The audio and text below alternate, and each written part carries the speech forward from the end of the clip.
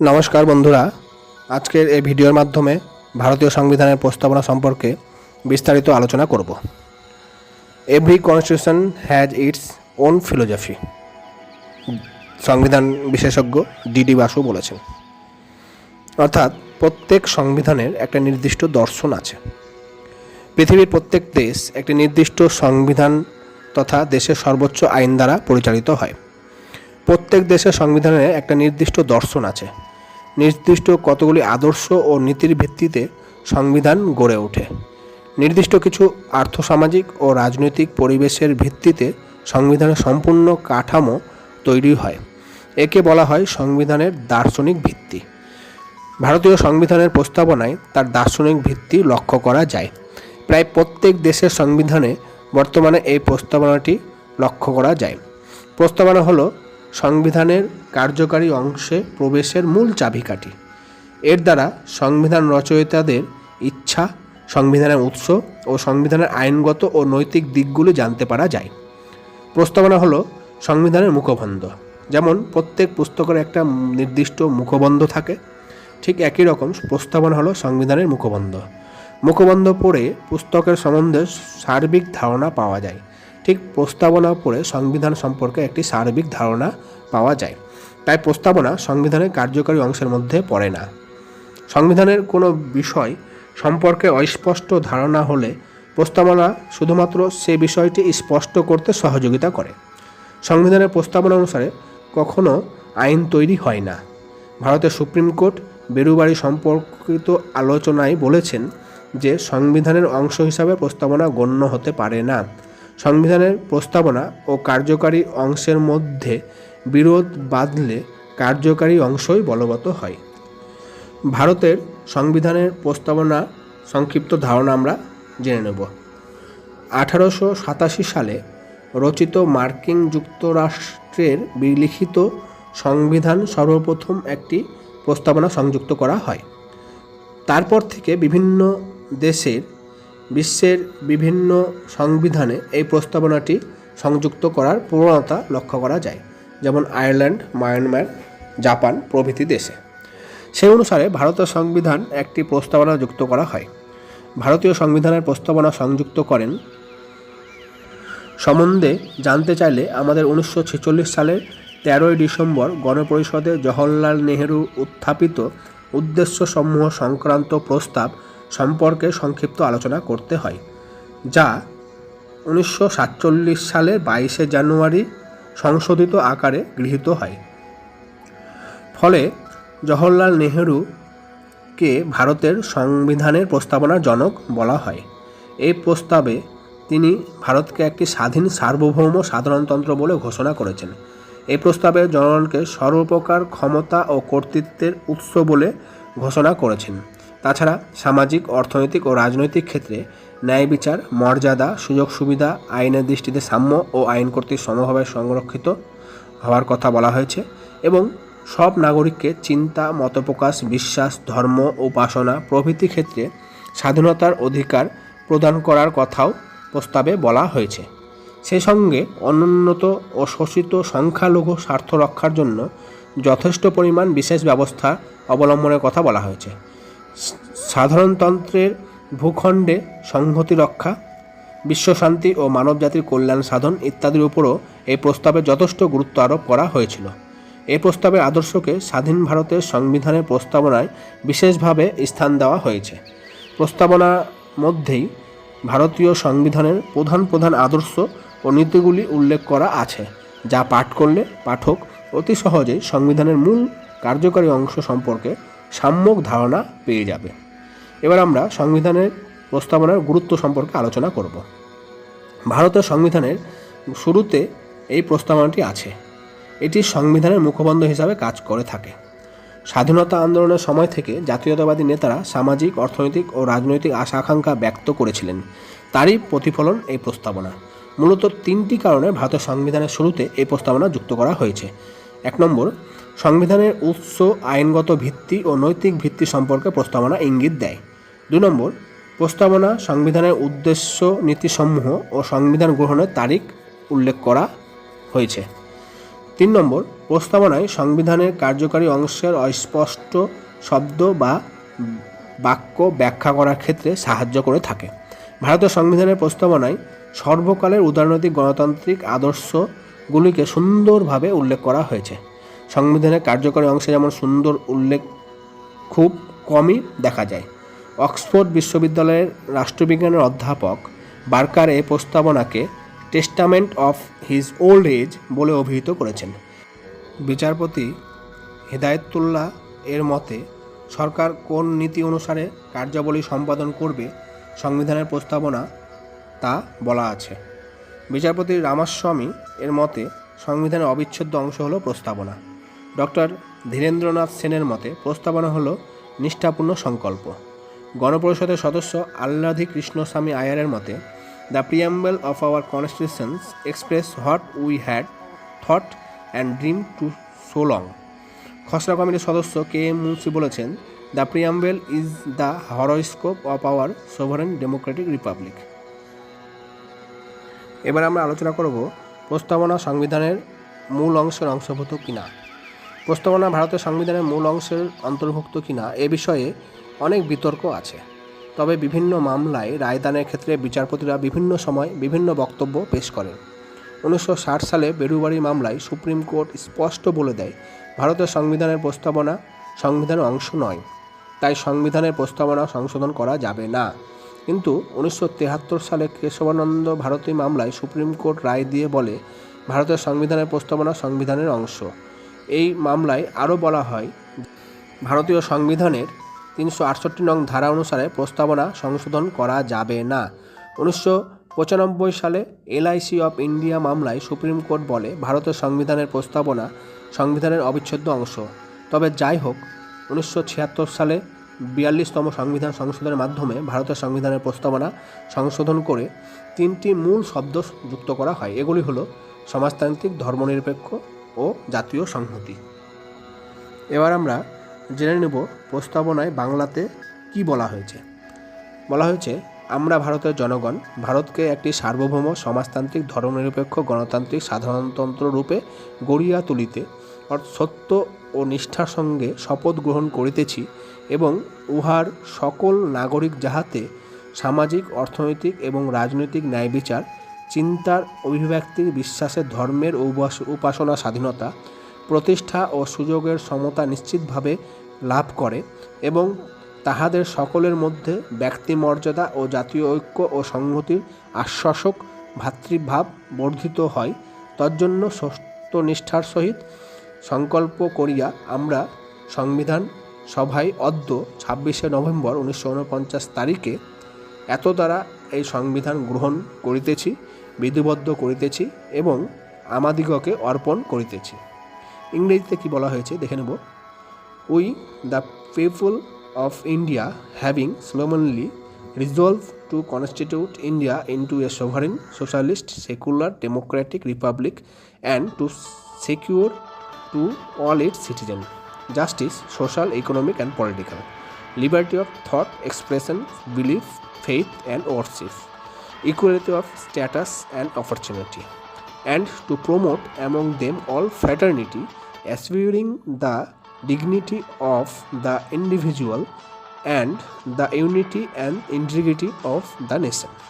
In our Constituent Assembly, this 26th day of November 1949, do hereby adopt, enact and give to ourselves this Constitution. সংবিধানের প্রস্তাবনা আলোচনা করলে আমরা দুটি অংশে ভাগ করতে পারি। প্রথম অংশ সংবিধানের উৎস তথা স্রষ্টা কারা এবং দ্বিতীয় অংশ সংবিধানের মূল উদ্দেশ্য কথা বলা হয়েছে।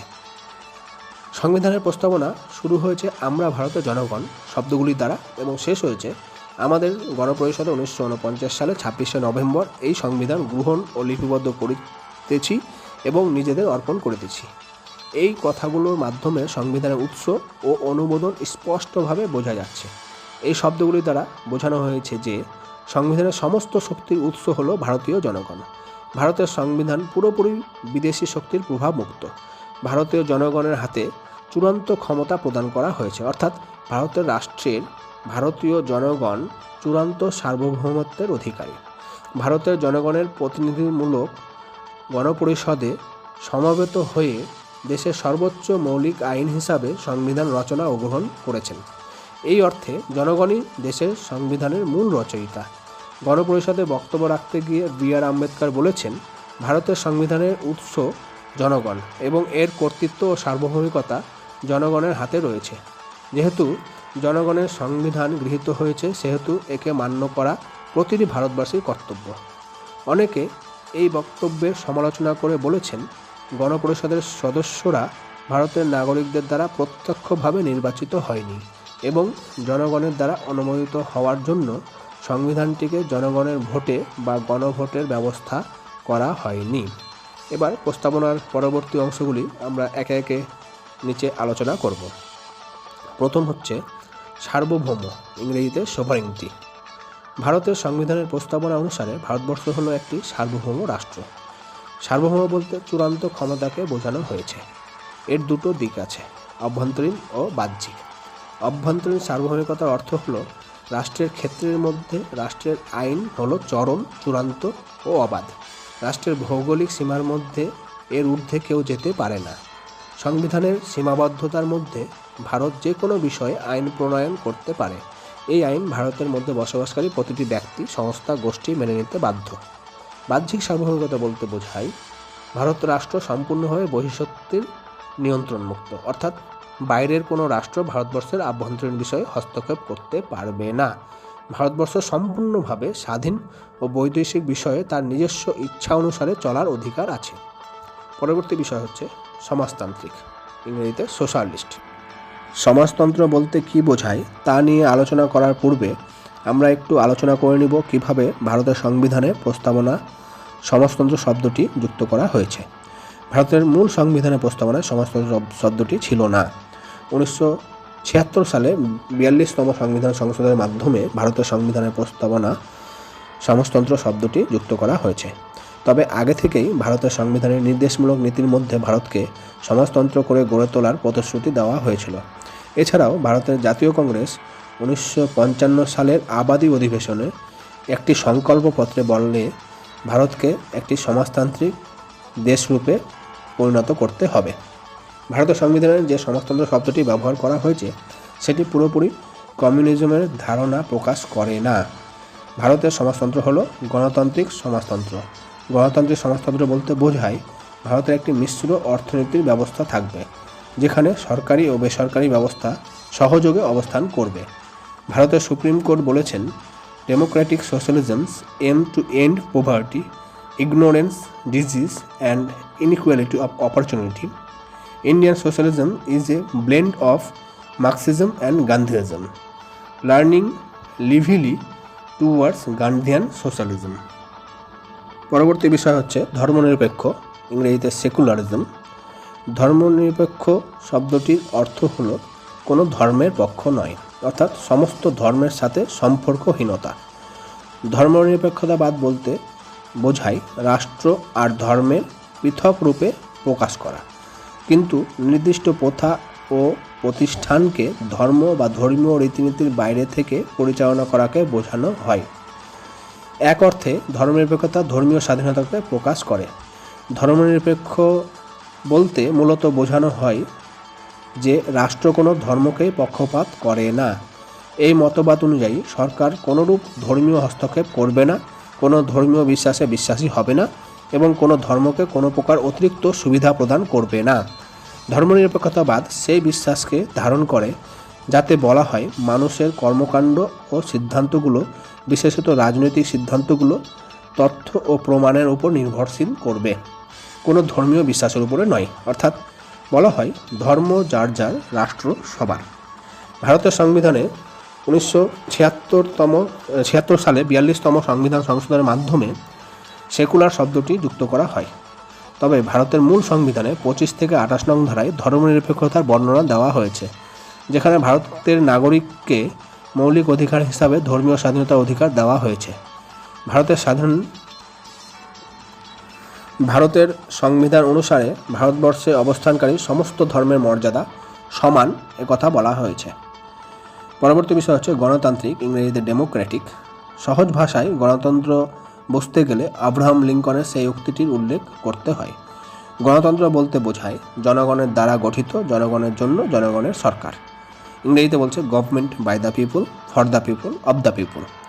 গণতন্ত্রকে প্রধানত দুভাগে ভাগ করা যায়, প্রত্যক্ষ গণতন্ত্র, পরোক্ষ গণতন্ত্র।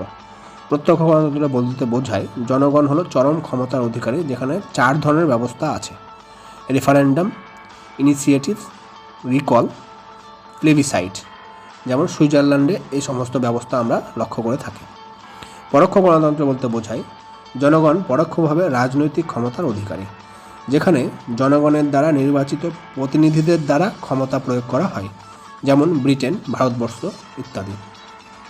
ভারতের সংবিধানে গণতন্ত্র বলতে প্রতিনিধিত্বমূলক সংসদীয় গণতান্ত্রিক ব্যবস্থাকে বোঝানো হয়েছে, যেখানে সার্বজনীন প্রাপ্তবয়স্ক ভোটাধিকারের ভিত্তিতে নির্দিষ্ট আইন মেনে স্বাধীনভাবে নির্দিষ্ট সময় অন্তর অন্তর নির্বাচনের মাধ্যমে জনপ্রতিনিধিদের নির্বাচিত করার ব্যবস্থা আছে।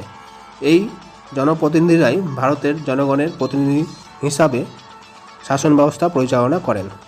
ভারতের সংবিধানের প্রস্তাবনায় গণতান্ত্রিক শব্দটির দ্বারা শুধুমাত্র রাজনৈতিক গণতন্ত্র নয়, সামাজিক ও আর্থিক গণতন্ত্রকে বোঝানো হয়েছে।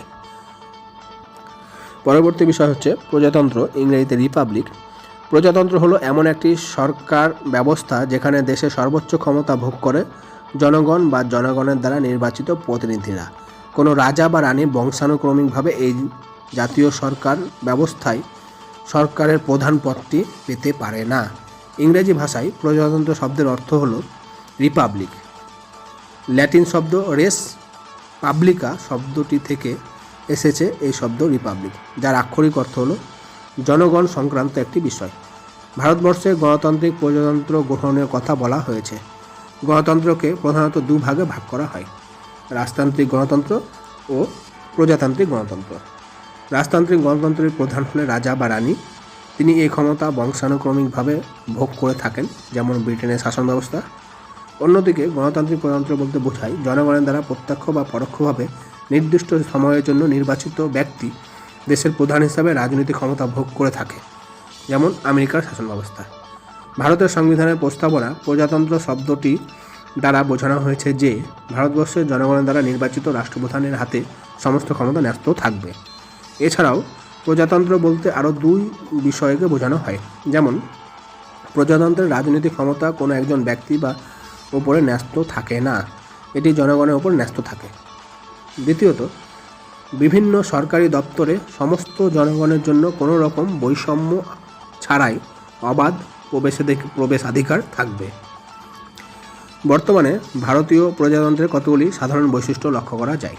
1 নম্বর, প্রজাতন্ত্রের রাষ্ট্রপ্রধান উত্তরাধিকার সূত্রে ক্ষমতা লাভ করে না, তাকে জনসাধারণ কর্তৃক প্রত্যক্ষ বা পরোক্ষভাবে নির্বাচিত হতে হয়।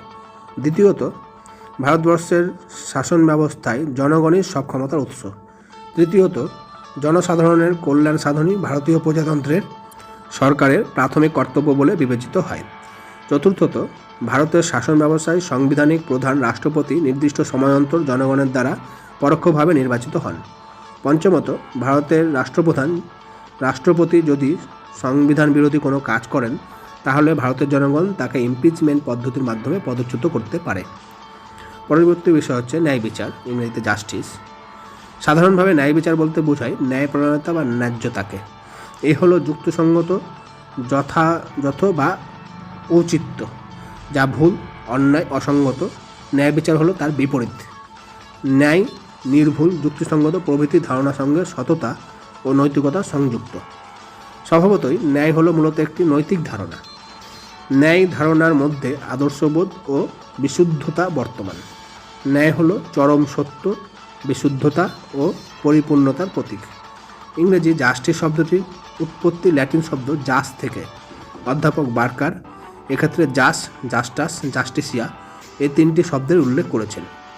এই শব্দগুলির অর্থ হলো সংযুক্ত করা বা খাপ খাওয়ানো। ভারতের সংবিধানের প্রস্তাবনায় 3 ধরনের ন্যায় বিচারের কথা বলা হয়েছে, তথা সামাজিক, অর্থনৈতিক ও রাজনৈতিক ন্যায় বিচার। প্রথমত, সামাজিক ন্যায় বিচার বলতে বোঝায় জাতি, ধর্ম, বর্ণ, স্ত্রী, পুরুষ, ধনী, দরিদ্র নির্বিশেষে সমাজের প্রত্যেক নাগরিকের সাথে সমান ব্যবহার করা। এছাড়া পরিবেশ পরিস্থিতি বিবেচনা করে সমাজের পিছিয়ে পড়া শ্রেণীকে তুলে নিয়ে আসার জন্য সরকার বিশেষ ব্যবস্থা করতে পারে। দ্বিতীয়ত, অর্থনৈতিক ন্যায় বিচার বলতে বোঝায় আর্থিকভাবে কোনো ব্যক্তির মধ্যে বৈষম্যমূলক আচরণ করা যাবে না।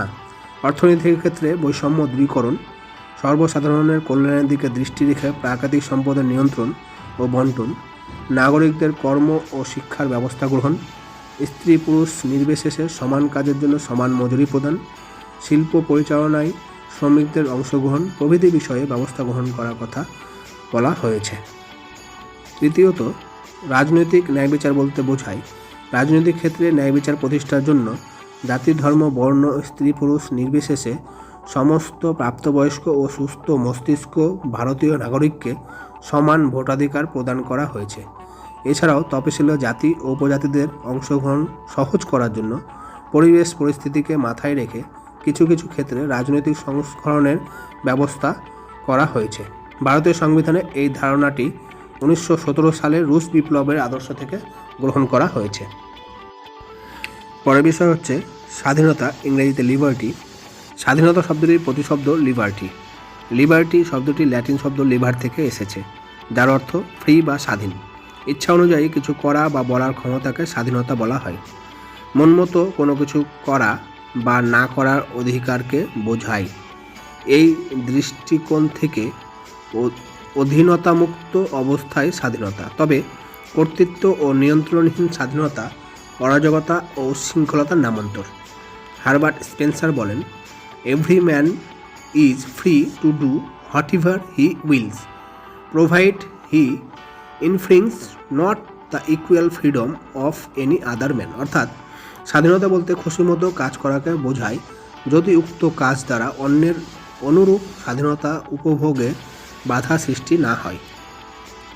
টি.এইচ. গ্রিন বলেছেন, freedom consist in a positive power or capacity of doing or enjoying something worth doing or worth enjoying. অর্থাৎ যা উপভোগ করার এবং সম্পন্ন করার যোগ্যতা ও উপভোগ করার ক্ষমতাকে স্বাধীন বলে। শেলি বলেন, liberty is the opposite of over government. অর্থাৎ অতি শাসনের বিপরীত অবস্থা হলো স্বাধীনতা। ভারতীয় সংবিধানের প্রস্তাবনা স্বাধীনতার দ্বারা নাগরিকদের চিন্তা, মতপ্রকাশ, বিশ্বাস, ধর্ম উপাসনার স্বাধীনতার কথা বলা হয়েছে। ভারতীয় সংবিধানের 19 থেকে 22 নং ধারার মধ্যে স্বাধীনতার অধিকারের কথা বিস্তারিত বলা হয়েছে, যার মাধ্যমে ভারতীয় নাগরিকদের স্বাধীনতাকে বাস্তবায়িত করার ব্যবস্থা করা হয়েছে।